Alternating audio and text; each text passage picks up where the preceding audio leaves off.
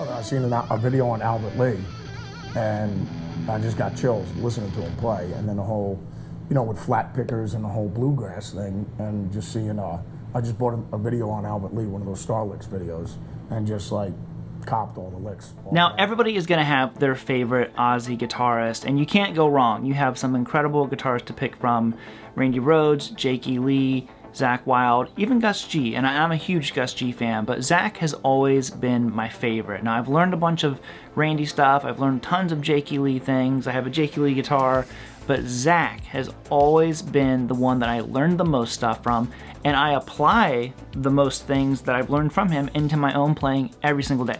Now, all three guitarists are amazing, but Zakk really had one characteristic that the others did not have, and this is how he tricked metal guitarists all around the world.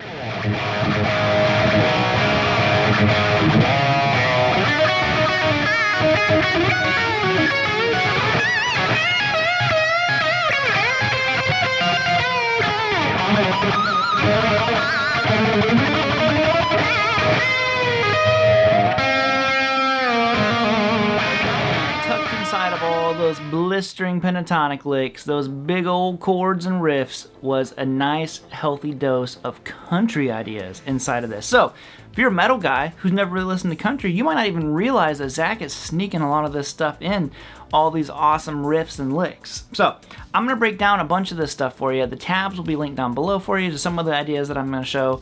And snag those if you want to. We are still giving away that Jakey Lee Pro Mod if anybody's interested in that. I'll link that down below. But we're just going to dive into this. I had another Jakey Lee video already recorded, and I was like, man, you know what? With Ozzy passing, it might be cool if I did a video. I already did one that was Jake, do one that's Zakk, and do one that's Randy. So you have a Randy video coming up here next week sometime. But anyways, so let's talk about that one. I don't want to change the world.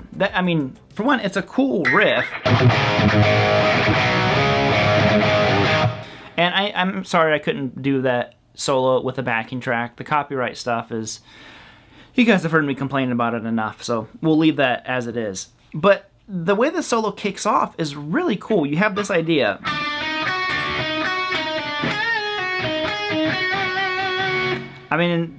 If you roll that down, if it was like a clean tone and on a telly, it would be like a country lick. So what we're doing here is we're going to start on 8th fret of the G. You're just hammering on to 9. So then you go to 8 on the B. Do it again. Now you're going to go back to the G, 9, pull off 8. Okay? Then you have kind of like a southern rock lick here on that 8th fret. Bend it up. Pull off to that, on 10th fret, not 8, 10th fret of the B. Pull off to 8. Then 9, 10, 9, 8. You got tabs for it. It's a pretty simple lick, but if you're not used to doing stuff like this, country has a lot of really cool, half-step intervals between things, and it's all about the rub of those notes. So you have... You could probably hybrid pick something like that if you wanted to. You hear that, you do that, and all of a sudden, it's full-on country, right? Now, the next thing he does is actually a very trademark country thing. He also does this in the Mama I'm Coming Home intro, when he does that. I'm sure most of you know that, but if you don't know that, that is a very trademark pedal steel, country thing, where you bend up. Well, in this case, he's bending up to the 3rd, down to that 2. So we're up here at 15th fret on the high E string in the B. Now, there's actually 2 steps we have to do here to get this lick kind of prepped and ready. Bar your pinky on those, and take your ring finger, and I kind of stack my fingers all on the G. I use my ring, middle, and index finger. And you're going to bend the string ahead of time. It's a pre-bend, so another very trademark country idea. So you've got the first part, 15, 15, 14 bent, and let it fall down. But it's a very melodic line. Then you pull off the 12. Then you go to 14 on the D, so... Then you're going to go 12, hammer on 14. Bend it back up. 15 on the high string. I think he only hits 15 this time, so.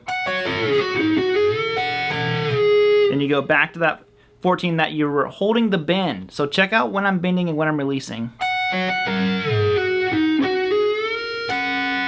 Bend is still up. Letting it fall down now, so. Now, when it comes back down, I pull back off the 12. And then you have to immediately jump up to 15. And the only way I can get this much kind of vibrato and articulation on the note is I have to shift up and get my ring finger up here. And it's a big old bend right there. So right at that 17. And it's not like a bend, it's like an unbent 17 with like a bunch of vibrato.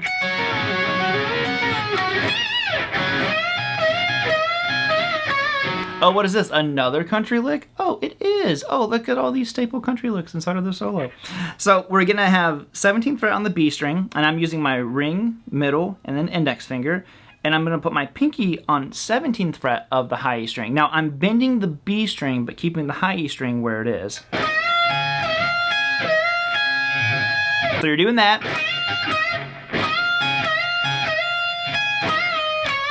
Now, on the last one, you bend it up and immediately release back to 15. So and it's just a cool solo. Look at all these little licks, and he does such a good job of making them flow together. It doesn't really feel like it's, you know, sometimes a solo can feel like it's like, oh, here's a lick, here's a lick, here's a lick, here's a lick. These really are very cohesive together.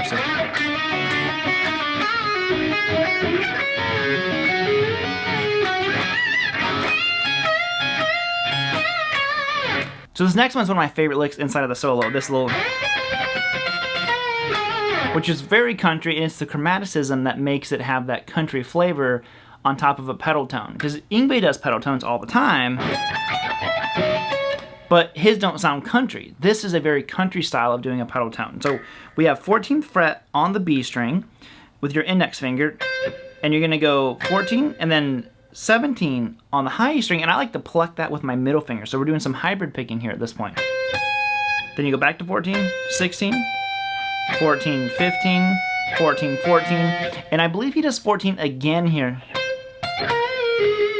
Skip a string, and you're going to that 16, up, release, pull up to 14. So I'll show you one more section of this one, because this isn't necessarily like country, but I feel like, you know, if you play it the right way, it can have some country flavor. I've learned similar licks, you know, like this from Brent Mason solos and stuff like that. So this one goes like this. It's just a really cool, you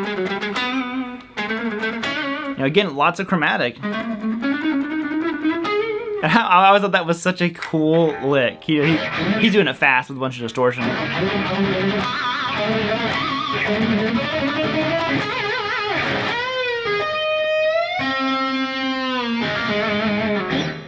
And, you know, that's not country either, but it's just Zakk Wylde cool.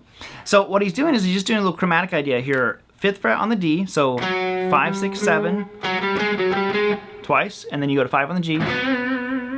Chromatic, 7, 8, 9, 7, 8, 9, 7. Which, if you put those two together, look.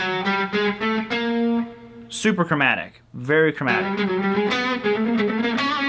Which isn't that far off from country ideas.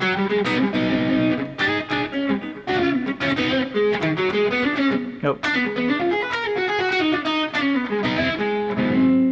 So, there's lots of things you can do with that. And then he does a bigger chromatic line that goes like this, which is up here at 12th fret. Well, this is just where I play it at. I mean, Zakk might play it somewhere different. But it's 12, 13, 14. And then same thing on the D. Then just move up a fret.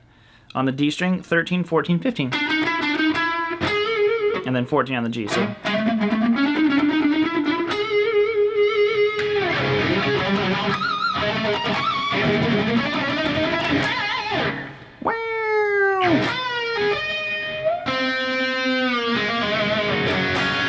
And all of those things were just in one solo. That's in the, you know, I Don't Want to Change the World solo. But he does it constantly in other stuff. Like I said, in the Mama, I'm Coming Home, he does it. He also does little country ideas in the Miracle Man solo. So, you know, we're all used to hearing Miracle Man.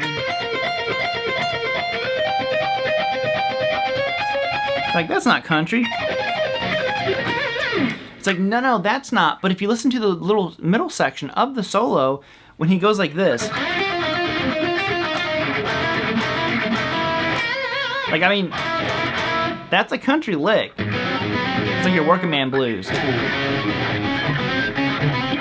Like, go listen to like AVH off of No More Tears, because Zakk has this really cool groove. I don't remember how to play it exactly. Something like that. It's that cool little minor major third thing in there, but it's like a real swingy, almost like country thing in there. And I don't know, Zakk is just, he kind of tricked us all into. It's like whenever you hide vegetables in something for your kids, you know. He's like, yeah, here's all these cool rock, metal riffs and all this kind of stuff. Oh yeah, and here's these little country ideas in there. So I think that's what stood out to him the most to me as I was learning it, and that's what I really gravitated to. And you know, I tried to incorporate that stuff into my own playing. All right, admit it, Zakk tricked you too. I know, he got me.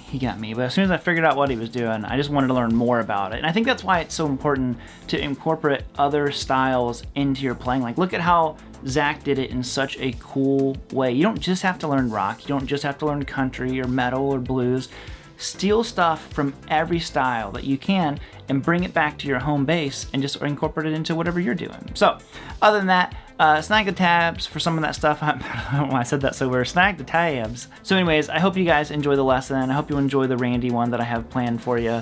And then, like I said, I have another Jake video already shot, but I thought maybe it'd be cool to do one from each of the big three guitarists. So, hope you guys all have a good rest of your day. Go learn some Ozzy stuff. Whatever era Ozzy you want to learn, just go learn it. And, you know, appreciate the body of work that he left behind for us. All right, later, homies. Bye.